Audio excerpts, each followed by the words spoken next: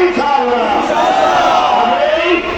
আন্দোলন সংগ্রামের মধ্য দিয়ে এই দেশ স্বাধীন হয়েছে, আন্দোলন সংগ্রামের মধ্য দিয়ে জুলাই বিপ্লব হয়েছে, আন্দোলন সংগ্রামের মধ্য দিয়ে ভারতের দখল আমরা আদায় করে ছাড়বো ইনশাআল্লাহ।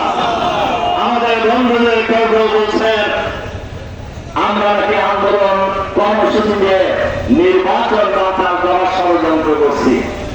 আমরা এই বন্ধুদেরকে ধিক্কার জানাই।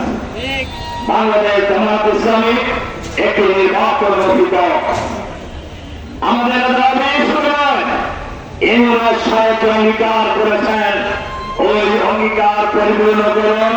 জামাত নির্বাচনের জন্য সম্পূর্ণ পক্ষ।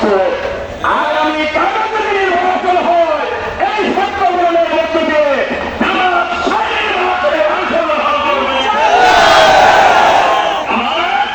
নির্বাচন থেকে পিছপা হওয়ার দল নয়। কারণ এই কথা বলে জনগণকে আর বিভ্রান্ত করা যাবে না। এই যে এত কথা কেন বলতেছে তারা? এই বাংলাদেশ 56,000 বর্গ মাইলের এই বাংলাদেশ, দেশ স্বাধীনভাবে পড়েন এই বাংলাদেশ 3টি দল শাসন করেছে। একটি দল এই ফ্যাসিবাদী দল, যে দলের বিরুদ্ধে আমরা আন্দোলন করেছি, এ ব্যাপারে আর বেশি বলার দরকার নাই। আরেকটি দল অতিরিক্ত দালালি করার কারণে নিজেরাই বিলুপ্ত হয়ে গেছে রাজনীতিতে। আরেকটি দল অতীতে যখন ক্ষমতায় ছিল বাংলাদেশকে বিশ্বের দরবারে 5 ভাগ দুর্নীতিতে তারা চ্যাম্পিয়ন করেছে।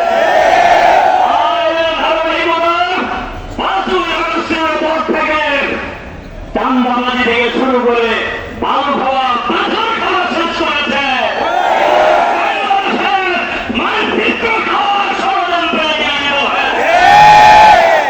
বাংলাদেশের মানুষ ইতিমধ্যে আরেকটা কথা আমি বলি বক্তৃতায়, 5ই আগস্টের পর ওই দল নিজেদেরকে বাংলাদেশের মালিক বলে গেছিল, কিন্তু বাংলাদেশের মানুষটা আগের জায়গায় নয়, এটা টের পায় নাই। দেখেন না তারা কিরকম ভাব দেখাইতে ক্ষমতা মেলে চলে গেছে। আরে ভাই, ক্ষমতায় তো জনগণ দেখে ভোট দেবে, তারা যাবে ক্ষমতা।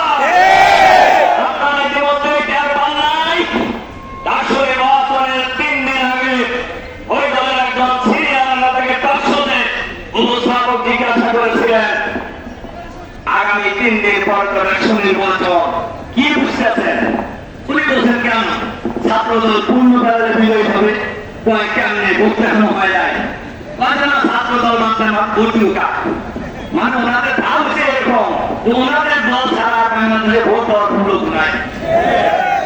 গত 9ই সেপ্টেম্বর ঢাকা বিশ্ববিদ্যালয় রাজ্যের অক্সফোর্ড বলে খ্যাত, বাংলাদেশের দ্বিতীয় পার্লামেন্ট বলে খ্যাত ডাকসু নির্বাচনে সকল দল মিলাতে ভোট পেয়েছে।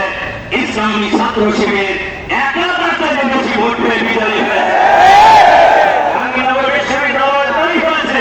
আমাদের নেতৃবৃন্দের বক্তব্য শুনেছেন, আমরা বিশ্বাস করি এই ধারাবাহিকতা অব্যাহত থাকবে ইনশাআল্লাহ।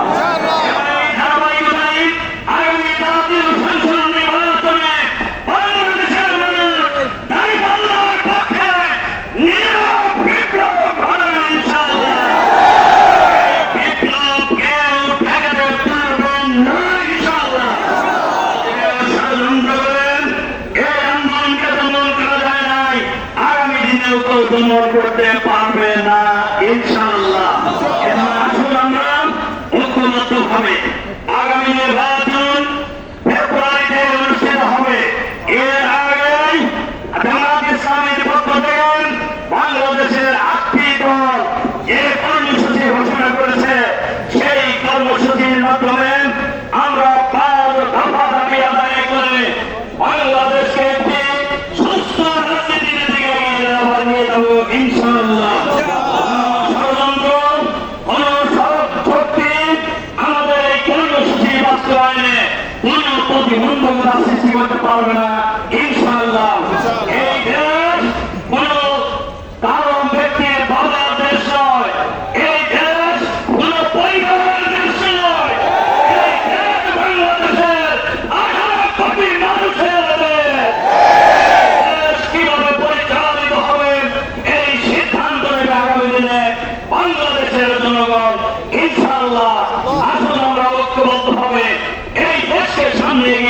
জন্য আমরা একটি চাঁদাবাদ মুক্ত